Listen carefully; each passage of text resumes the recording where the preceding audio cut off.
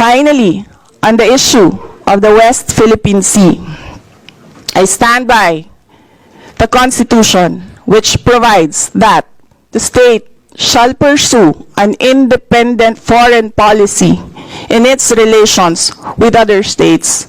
The paramount consideration shall be national sovereignty, territorial integrity, national interest, and the right to self-determination.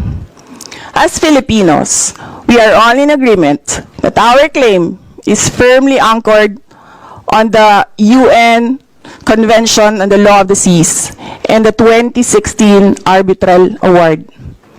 But we must also bear in mind that bilateral relations are not dictated by a singular issue or concern like a territorial dispute, but rather by a comprehensive approach that considers the broader context of shared interests and regional stability. While silence on specific harassment issues may be perceived as a lack of response, it is essential to recognize that such decisions are made following established mandates and particular responsibilities of relevant agencies.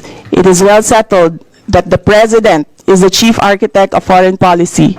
It therefore follows that appropriate agencies are tasked with addressing and implementing measures related to our foreign policy positions and principles.